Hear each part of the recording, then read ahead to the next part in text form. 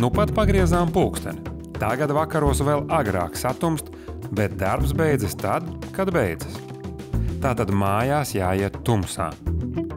Vasarā tumšs kļūst tad, kad visi jau aizgājuši mājās, bet tagad rudenī visa lielā braukšana un iešana sanāk taisni pa tumsu.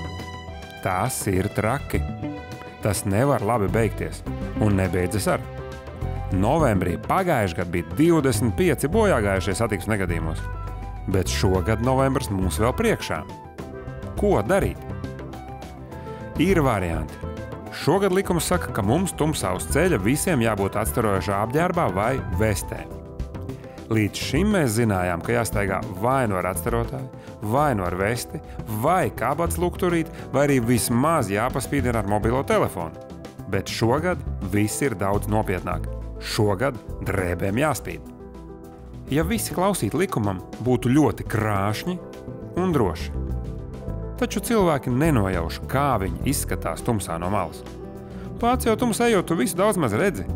Ja mašīnā gājējs to droši, ka redzēs, bet šoferis gājēju nemaz neredz. Paskatieties paši, cik redzams ir gājējs tumsā bez atstarotājiem.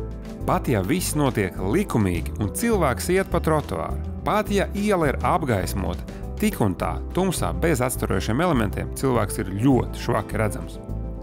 Tagad paskatīsimies, kā var pamanīt, ja gājējs uzvilcis atstarojošo vesti. Nu re, tik tālu var redzēt. Zinātnieki dara brīnums un spēja izgudrot šitik spēcīgs materiāls, bet mēs nekā neizmantojam. Staigājam pa tumsu cerībā, ka spēsim izvairīties no garām braucošiem auto.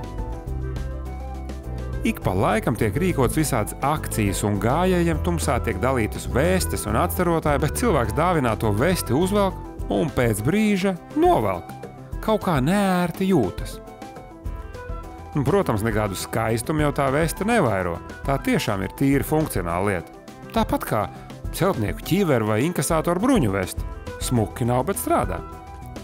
Ir ļoti jāmainās cilvēku domāšanai, lai viņi tiešām apzinātos, ka ar šo atstarojošo vesti ir drošāk. Kāds jau varbūt teiks, ka nav ko nerot cilvēks, labāk, lai valsts tos ceļus sataisa.